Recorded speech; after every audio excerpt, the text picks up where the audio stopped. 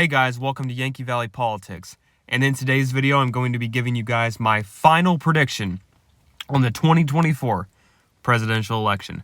So, already we have the safe states filled out and the likely states. We already know how those are going to go, and they're not too important at the moment. There's an ad at the bottom of the screen. They're not too important at the moment. We're going to, in this video, we're going to mainly focus on the seven swing states. As things stand right now, Trump is leading by 0.3 in the state of Nevada. That is very, very, very close. Practically tied. Like many of the other states, like you're going to see a trend in this election that states are just so close. Like all the swing states are like within a point, and it's just mind-blowing. Do I think the actual results are going to be like tied? Well, you're going to find out my prediction. So, as we go down and look at these polls, Trump has been leading, and he's been at 50% and over 50% in the state of Nevada. That is a very good sign for Trump. A very, very good sign for Trump. Usually when a candidate is over 50 or 51%, usually it means they have a very good shot at the state. Harris hasn't been at 50%. I can't even find where she's been at 50%. So that leads me to believe, there we go. We found some polls with Harris at 50. But almost all the recent polls have showed Trump at 50 or both of the candidates under. But it's basically been back and forth for weeks. In 2020, Trump lost the state of Nevada to Biden by a little over 2 points. He lost it by roughly around 30-something thousand votes to Biden. Biden hit 51% in the state. And the way things are looking in the polls, we're going to see something similar to this. And the results in Nevada are probably, in my opinion, going to be closer than 2020. I believe a lot of the margins, like 2020 margins were close, but I think you may even see tighter margins here in 2024. I wanted to show you guys real quick the 2022 midterms before I give you guys my prediction. So you had Adam Laxalt right here only lose by 8,000 votes. 8,000 votes. And there was apparently a snowstorm that probably affected his win. Who knows if it threw off 8,000 voters from being able to show up to the polls. But to lose by 8,000 votes. And Adam Laxalt was definitely a really good candidate. And we want to talk about why he lost. It's because Mitch McConnell saved Murkowski in Alaska instead of giving money to Laxalt. That money definitely would have thrown him over the edge. But besides that, right here, it was within 8,000 votes. And the Republican candidate for governor actually won. With Trump being above 50% in the most recent polls, along with Republicans having a 40,000 vote firewall in the state of Nevada, which they have never had a firewall. They didn't have a firewall before. It leads me to believe Trump is on track to win the state of Nevada. People can disagree. I do believe it's going to be very, very, very, very close. I don't think he's going to win this state by very much. But in my opinion, he's going to loosely win the state of Nevada. So I'm going to say Nevada leans to Trump. That's our first call today. Now, we're going to go to Arizona. In 2020, Trump narrowly lost the state of Arizona to President Biden. By, I believe it was 11,000 votes. Not going to look at the numbers right now and do that math, but I believe it was like 11,000 votes. He lost Arizona by a little bit less than he lost Georgia by. But such a narrow defeat. Even if you look at it back then, you can see that this state could definitely be swayed back in an environment that is more favorable to Trump. 2020 was not a favorable environment to Trump. You had the COVID pandemic, which Democrats capitalized on that and blamed him for it. If it wasn't for COVID, Biden would not have defeated Trump. COVID is the sole reason Trump lost. But just looking at this, Trump narrowly losing by not even a point. It just shows you like how tight 2020 was. People want to act like Biden had this landslide. Biden didn't have a landslide win. Biden barely won in the Electoral College. Right here, we have the early vote data. Democrats with 32.4% of it. Republicans with 40.8% of it. Republicans have a massive lead. Obviously, we know there's a lot of Republicans that are going to vote, that are still going to vote for Harris, and then the independents going to go either way, probably lean towards Harris, but at the same time, a lot of Republicans are going to vote on Election Day. But with Republicans having this big of a firewall built up, this is what Democrats did in 2020 and how they won. Republicans tried to outdo Democrats' long time of like getting voters out with one day, with 8 hours of voting. And that failed over and over and over again. And this is the first time Republicans have actually gotten serious about winning. So you see this data right here. This shows me the Republicans are in a pretty good place rather than how they were back in 2020. It's just interesting to see Republicans with such a massive lead. Out of all the swing states, it seems Arizona is where Trump is polling the best. Trump is leading Harris by 2.2%.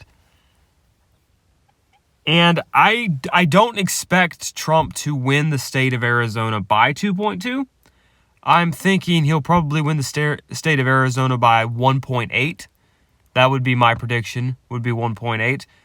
Going back to Nevada, I believe Trump will win Nevada by 0.8.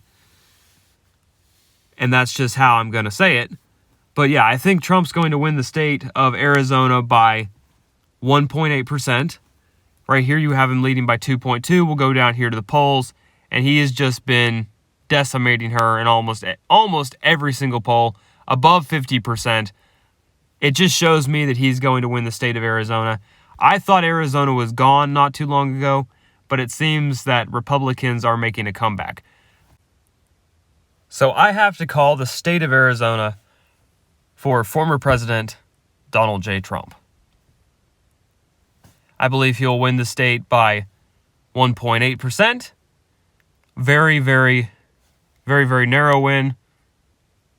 I believe that'll be the lean category, not the likely category. But now we are going to go on to the state of Georgia.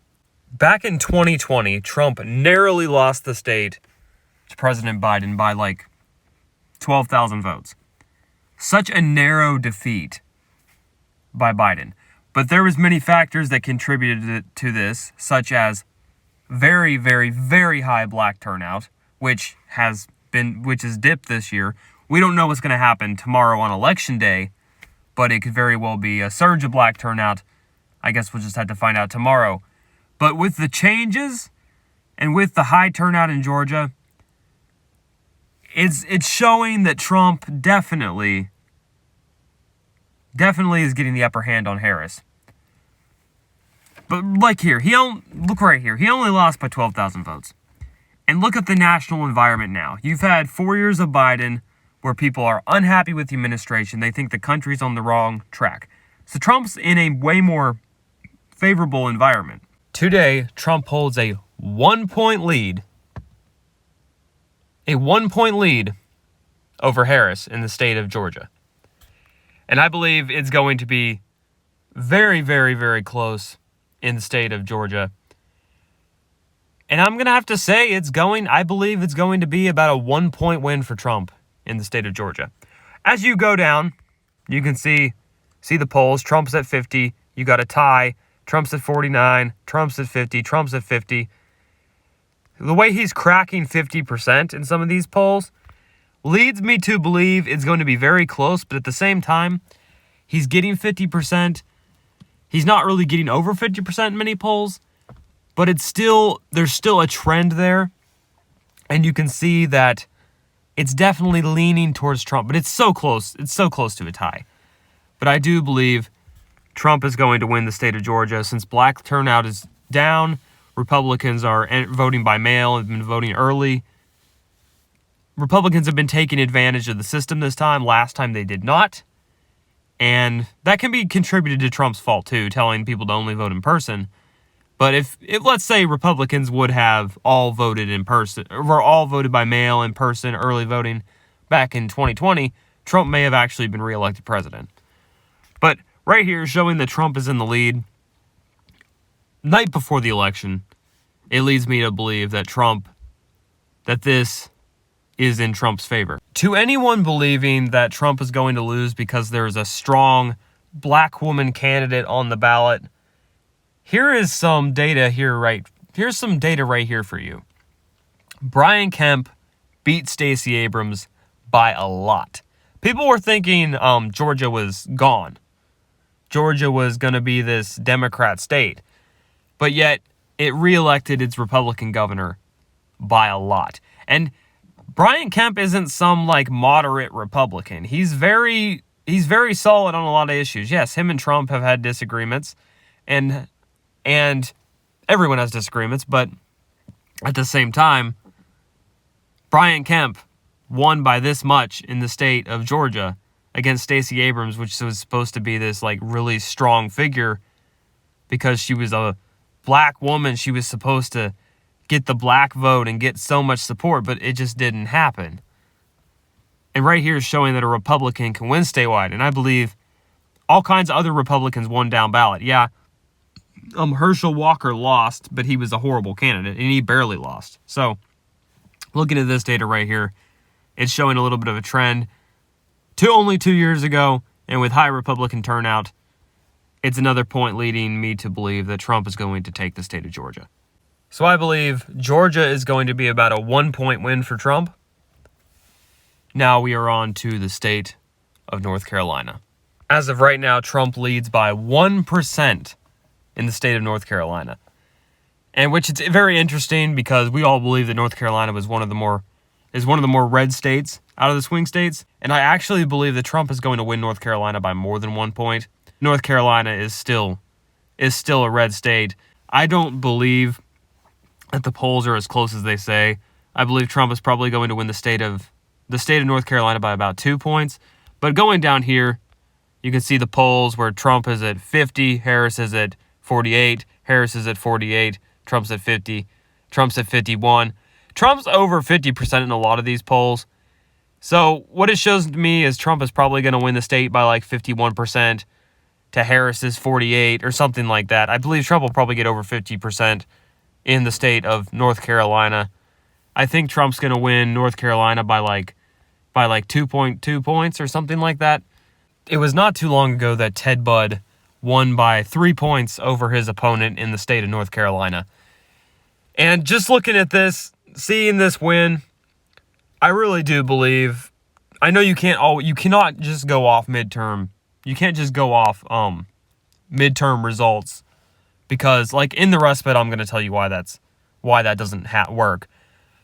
But some people want to believe that these states are gone, these states have shifted too much, but it was only 2 years ago that Ted Budd defeated his Democrat opponent by 3 points. And I just want to show you that and show you guys that this was just 2 years ago with high Republican turnout. I definitely believe that Trump is going to win the state of North Carolina. Right here we have the state of Michigan up here. We're going to go to it first. I know this is kind of a weird order, but the state of Michigan, I really do believe it is going to go to Kamala Harris just because of how big of a margin that Biden won it by and just how bad Republicans did in the midterms there. You can't always go off midterm results, but the trend there was pretty bad, just showing how bad Republicans did. And to me, it seems to me that the state of Michigan is definitely still a blue wall state. And it's going to be the blue right in the middle of Wisconsin and Pennsylvania. So right here, we're going to go down here. We're going to put it as leans towards Harris. It'll be very, very close. I expect a Harris win of about 1.5 to 2 points, somewhere around there. So right here we already have Trump up to 268 to Harris's 241, but Trump still has not reached the magic number yet. So now let's go into the state of Wisconsin. I know I'm not going to spend too much time on Michigan, but Michigan I do strongly believe is going to go to Harris. And if it doesn't, I'll be surprised. But now let's go into the state of Wisconsin. Coming over here to the state of Wisconsin, they have Harris up by 1 point. But if you know the history of the polling in Wisconsin, it really underestimates Republicans. And many, many times it's had Trump losing the state by a lot. And then he ends up coming close or winning the state. And that's happened twice. But right here you have Trump losing the state by 1 point to Harris. Go down here, you have Trump at 50 in one poll. Trump at 49, Harris at 48. 46 to 49. Trump seems to be getting 50%. Then you have a tie. It's neck and neck according to these polls. But they do always underestimate Trump. And to show that, if you look at the polls, you see Trump up by higher in Pennsylvania. It doesn't make sense because we know Wisconsin is the reddest of the three. Back here in 2016, you can see how much they underestimated Trump by in the polling. This is against Hillary Clinton. And see? Trump was expected to lose by 5 points. This is just how it's been. This is just how it's been going with the polling in Wisconsin. Go to 2020. Biden had an 8-point lead over Trump. Just the polls out of Wisconsin are just complete garbage. You can't believe the polls there. They always will underestimate Trump. Who knows? This could be the time they're wrong.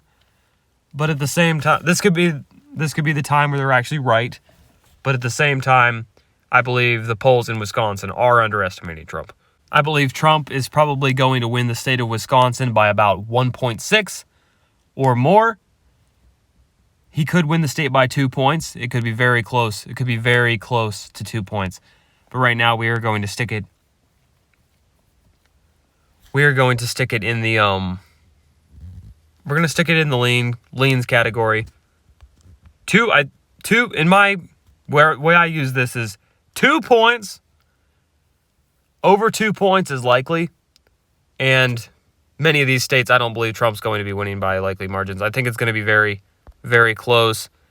But the state of Wisconsin, I believe it's going to be an under 2 point win for Trump.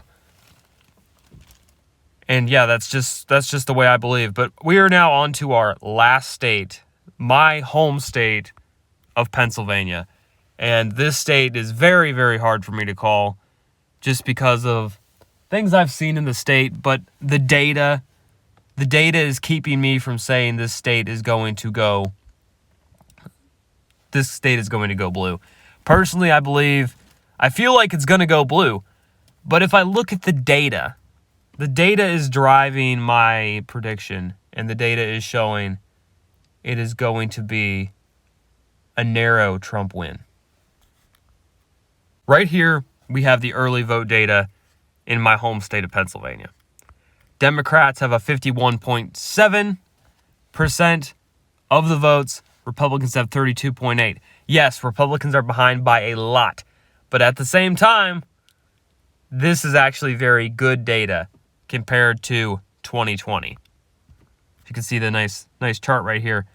Republicans have definitely stepped up their game. Now look at these numbers.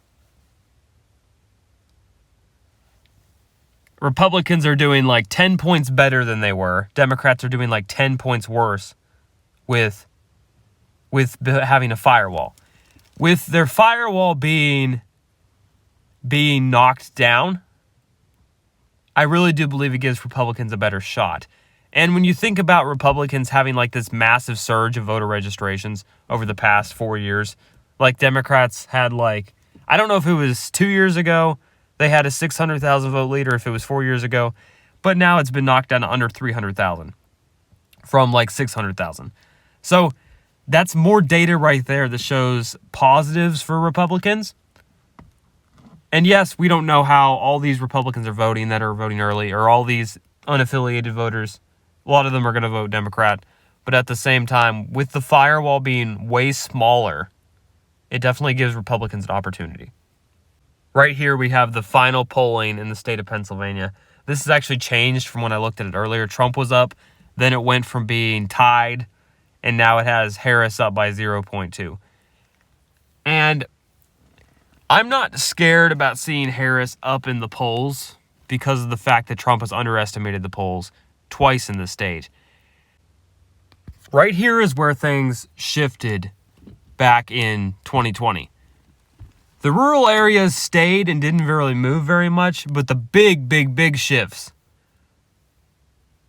were in the eastern part of the state, where you had all these areas shifting left. Trump held his ground in western Pennsylvania, lost a little bit, but mainly where this election is going to be really thought for is in the Philly suburbs. And I do believe the Philly suburbs, if they just shift 1 point right, then it's going to bring things back into play. And you're also going to see a big shift right even in the rural areas. I believe they're going to get more red. Butler County is going to trend right this time, I believe. And you're even going to see Pittsburgh. I believe you're going to see Pittsburgh go right a little bit too. The polls are off because of the 2022 midterms, where Oz lost big to Fetterman. But this is the Oz shift map from 2020. Oz literally bombed the biggest in western Pennsylvania, where Trump is not going to bomb. So you're not going to see Trump lose by 5 points because he's never going to bomb this bad in the western part of the state. Oz's little shifts were in the Philly suburbs, where it didn't really shift that much. His big shifts were all over the rest of the state. That's why right here you can't take midterm results in the state of Pennsylvania and be like, oh, Oz lost, the polls were off. The reason the polls are really off is because western Pennsylvania didn't come out. If western Pennsylvania came out and the rest of the state came out like they should have, you wouldn't have seen Fetterman win by as much, or even Fetterman would have lost. But Doug Mastriano also drug Oz down by a lot. And then Joe Biden barely won the state. So it shows right here the polls are off and Trump overperformed the polls. Trump overperformed the polls, and in 2016 he ended up winning the state. That's why I've always said if Trump had it within 1 point the day before the election, he would win the state of Pennsylvania. And I'm hoping I'm not counting that the methodology changed too much, because who knows if it actually changed enough so it actually works now, or if it's still the same way it was. Back in 2016, Trump won the state of Pennsylvania. And who's to say he can't do it again, especially since there's going to be third-party candidates on the ballot? I believe we're going to see a Pennsylvania map a little more like this. And if the data holds up. Now, a part of me does want to say Harris is just going to win the state. But if you look at the data, it shows a Trump win. My final prediction for the state of Pennsylvania. Trump is going to take the state of Pennsylvania by probably 1%. That would be my guess, would be Trump is going to take the state of Pennsylvania by 1.1. It is going to be a very, very, very narrow win. Now, I'd like to say Trump's going to...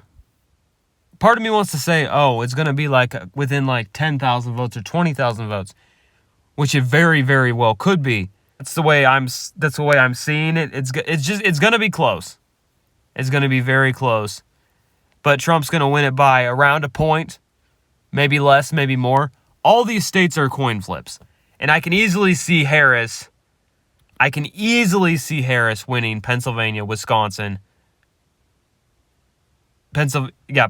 Easily winning Pennsylvania, Wisconsin. Those two states. The other states I think are going to hold for Trump, even if he loses the Rust Belt. But right now, I believe Trump's going to take the state of Pennsylvania by about a point. Really, it's all a coin flip. All these states are a coin flip. I'm just taking a guess for fun, and we can see how close my little guess is. I'm probably way off, and I'm trying to rush to get this video done. I'm nervous, and who knows if anyone's going to watch it. I'm just trying to get it in the system before it's too late and before the election starts. So that is about it for this video, you guys. Don't forget to drop a like on this video, hit that notification bell, and subscribe for more content. Thank you guys so much for watching Yankee Valley Politics. And as always, don't forget to keep it electrified.